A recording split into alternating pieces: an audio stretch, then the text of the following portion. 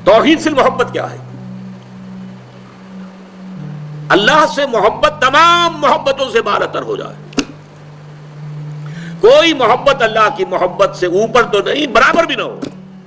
برابر ہونا شرک ہے، اوپر ہونا تو سمجھیے کہ اور پتہ نہیں شرک کے علاوہ بھی کوئی اصطلاح ہمیں ایجاد کرنی پڑ جائے گی.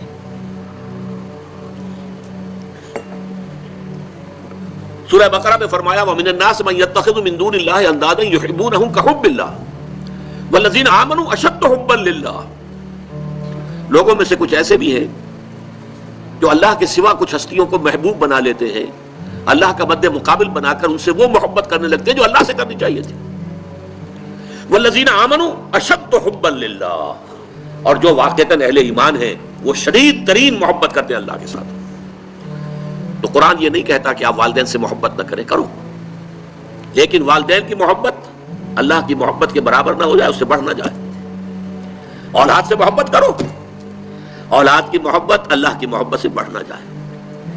دیکھیے یہ محبتوں کا امتحان ابراہیم سے اللہ نے کیسے کیسے لیا تھا. وَإِذِ ابْتَلَىٰ إِبْرَاهِيمَ رَبُّهُ بِكَلِمَاتٍ فَأَتَمَّهُنَّ قَالَ إِنِّي جَاعِلُكَ لِلنَّاسِ إِمَامًا.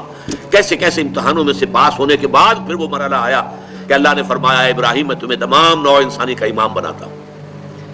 والدین کو چھوڑا اللہ کے لیے، گھر بار چھوڑا اللہ کے لیے، بادشاہ کے دربار میں آنکھوں میں آنکھیں ڈال کر مناظرہ کیا کہ نہیں کیا؟ بادشاہ جو ہے وہ مرعوب نہیں کر سکا. فَبُہِتَ الَّذِي كَفَرَ، بلکہ جو مناظرہ ہوا ہے تو بادشاہ جو تھا نمرود وہ مبہوت ہو کر رہ گیا. اپنی جان کو اللہ سے، اللہ کی محبت سے زیادہ نہیں سمجھا. آگ میں کود گئے کہ نہیں، بے خطر کود پڑا آتش نمرود میں عشق. عقل ہے محو تماشائے لب بام ابھی. پھر اپنے ملک کی محبت پر اللہ کی محبت کو ترجیح دی، ملک چھوڑ دیا، ہجرت کی. آخری امتحان جو لیا ہے، آخری امتحان جس سے کڑا امتحان ہو نہیں سکتا. 100 برس کی عمر میں وہ 13 برس کا بیٹا جو دعائیں مانگ مانگ کر اللہ سے لیا تھا، اکلوتا بیٹا، حکم آیا ذبح کر دو. یہ ہے سب سے بڑا امتحان.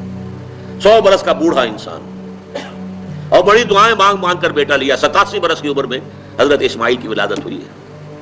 اب 13 برس کے ہو گئے ہیں. فلما بلغ معه السعي، جب بھاگ دوڑ کے قابل ہو گئے. 13 برس کا جوان بچہ جو ہے باپ کا دست و بازو بن جاتا ہے، بھاگ دوڑ. اس لیے آتا ہے نا کہ ابراہیم اور اسماعیل دونوں تھے جو بیت اللہ کی تعمیر کر رہے تھے. وَإِذْ يَرْفَعُ إِبْرَاهِيمُ الْقَوَاعِدَ مِنَ الْبَيْتِ وَإِسْمَاعِيلُ، اس اسماعیل کے بارے میں انی ارا فی المنام انی اصبحک فانظر ماذا تری، اے میرے بچے میں دیکھ رہا ہوں خواب میں، بار بار یہ خواب آ رہا ہے کہ میں تمہیں ذبح کر رہا ہوں. اور اس کے لیے چھری پھیر دی. یہ تو اللہ تعالیٰ نے جو ہے قد صدقت الرؤیا انا کذالک نجزی المحسنین، اللہ تعالیٰ نے کہا بس بس، امتحان ہمیں لینا تھا، وہ امتحان پورا ہو گیا. یہ ہے محبت، توحید فی المحبت. اللہ کی محبت تمام محبتوں سے غالب. اور اگر کوئی ایک محبت بھی آ کر آپ کے دل کے سنگھاسن پر اللہ کی محبت کے ساتھ براجمان ہو گئی، بات ساتھ کہہ رہا ہوں، اوپر نہیں، ساتھ بیٹھ گئی آپ کے دل کے تخت پر، تو یہی شرک فی المحبت ہے. اب دیکھیے یہ تو میں نے انڈیویجول لیول پر آپ سے بات کی. اب آئیے اجتماعی سطح پر، بلکہ اسی ضمن میں ایک آیت اور سن لیجئے. اللہ کی محبت کے ساتھ جڑی ہوئی محبت ہے اللہ کے رسول کی محبت، اور پھر تیسری محبت ہے اللہ کی راہ میں جہاد کی محبت. اب توحید فی المحبت کے لیے سورہ توبہ کی آیت نمبر 24 جو ہے وہ لرزا دینے والی بھی ہے اور بہت جامع بھی ہے. قل ان کان آباؤکم و ابناؤکم و اخوانکم و ازواجکم و عشیرتکم و اموال اقترفتموها و تجارت تخشون کسادها و مساکن ترضونها احب الیکم من اللہ و رسولہ و جہاد فی سبیلہ فتربصوا حتی یاتی اللہ بامرہ واللہ لا یہدی القوم الفاسقین. اے نبی سے کہہ دیجئے لوگوں دیکھو، اگر تمہیں اپنے باپ، اپنے بیٹے، اپنے بھائی، اپنی زوج، مرد کے لیے بیوی، بیوی کے لیے شوہر زوج ہے، اور اپنے رشتہ دار، اور وہ مال جو تم نے بڑی محنت سے کما کر جمع کیے ہیں، اور وہ کاروبار جن کی کساد بازاری کا تمہیں ڈر رہتا ہے، اور وہ محل، وہ حویلیاں، وہ مکانات جو تم نے بنائے ہیں تمہیں بہت محبوب ہیں. اگر ان 8 چیزوں کی محبت زیادہ ہو گئی تمہارے دل میں اللہ کی محبت سے، اس کے رسول کی محبت سے، اور اس کی راہ میں جہاد کی محبت سے، تو جاؤ دفع ہو جاؤ، انتظار کرو یہاں تک کہ اللہ اپنا فیصلہ سنا دے. اور اللہ ایسے ناہنجاروں کو ہدایت نہیں دیتا. 8 محبتیں ایک پردے میں ڈال لیجئے، باپ کی محبت، بیٹے کی محبت، بھائی کی محبت، بیوی کی محبت، رشتہ داروں کی محبت۔ 5 مال کی 3 شکلیں، جائیداد، کاروبار اور کوئی نقد، 3 یہ شکلیں، 3 جمع 5 8، اور 3 محبتیں دوسرے پلڑے میں ڈالی، اللہ کی محبت، رسول کی محبت اور جہاد کی محبت۔ اب اگر یہ پلڑا بھاری ہے 8 والا تو جاؤ دفع ہو جاؤ، تمہارا اللہ سے کیا سروکار۔ اللہ ایسے ناہنجاروں کو ہدایت نہیں دیتا۔ سب سے پہلے یہ طے کر لو کہ ان 3 محبتوں کا پلڑا نیچے ہونا چاہیے، بھاری ہونا چاہیے ان 8 کے مقابلے میں۔ یہ ہے توحید فی المحبت اور یہ ہے شرک فی المحبت۔ لیکن اب اس کو لائیے ذرا اونچے سطح پر، وہ جو میں نے کہا انسانی معاشرہ، ریاست، اس ریاست کے لیے، معاشرے کے لیے بھی کوئی ایسی شے موجود ہونی چاہیے کہ جو اس میں رہنے والے یا اس میں شامل سب لوگوں کی محبوب شے بن جائے۔ یہ کامن محبت انہیں جوڑے گی، ان کے اندر اتحاد پیدا کرے گی۔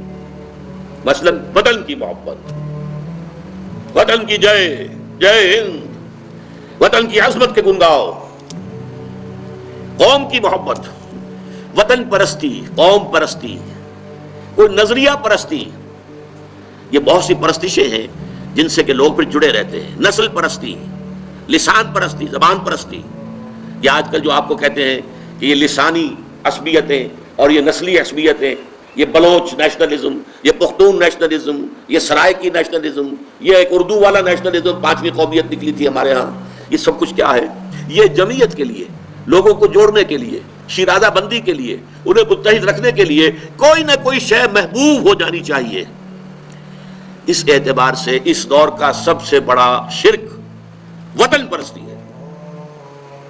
لیکن پھر دیکھیے، میں بات آپ سے عرض کر رہا ہوں، علماء کرام اس کو نہیں پہچان پائے، اس کو پہچانا ہے تو علامہ اقبال نے پہچانا ہے۔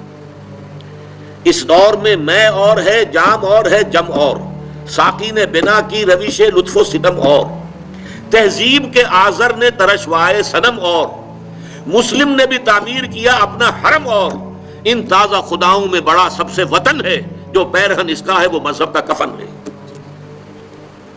نظارہ دیرینہ زمانے کو دکھا دے، اے مصطفی خاک میں اس بت کو ملا دے۔ یہ وطن پرستی شرک، اس دور کا سب سے بڑا شرک۔ نیشنلزم جو ہے وہ لوگوں کو جمع کرنے والی شے ہے۔ ہماری قوم، ریشیل نیشنلزم بھی ہوتا ہے، نسلی قومیت، اور آج کل نیشنلزم جو ہے وہ علاقائی ہوتا ہے، ٹیریٹوریل نیشنلزم۔ ایک ملک میں رہنے والے جو ہے اس کو سب ایک قوم ہے اور اپنے ملک سے محبت سب سے اوپر کر دے۔ یہ ہے در حقیقت علامہ اقبال نے جس کو کہا کہ وطن ایک تو ہے وطن سے محبت ہونا، وہ ٹھیک ہے، حب الوطن من الایمان حدیث ہے، گفتار نبوت میں وطن اور ہی کچھ ہے، اور گفتار سیاست میں وطن اور ہی کچھ ہے۔ وطن جب آتا ہے ایک پولیٹیکل کانسیپٹ کی حیثیت سے تو معبود بنتا ہے۔ اس معبود کی ایک نماز ہے، آپ کھڑے ہو جاتے ہیں، ترانہ پڑھا جا رہا ہے اور آپ کھڑے ہیں، جھکے ہوئے، سر جھکا کر کھڑے ہیں۔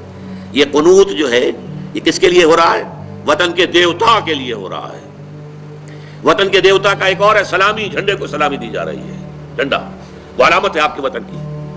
آپ کے علم میں ہوگا، میں اس ترانے کے پڑھے جانے کے وقت کھڑا نہیں ہوتا، اور اس سے بڑی کنٹروورسیز بھی ہوئی ہیں، مجھے بڑی تلخ باتیں بھی سننی پڑی ہیں، لیکن میں یہ سمجھتا ہوں کہ در حقیقت یہ وطن کی نماز ہے، وطن کی حمد ہو رہی ہے، وطن کے اور ترانے گائے جا رہے ہیں۔ در حقیقت یہ اجتماعی سطح پر پولیٹیکل سائنس کے اعتبار سے آج وطن جو ہے وہ جو ہے ایک معبود کی شکل اختیار کر گیا ہے۔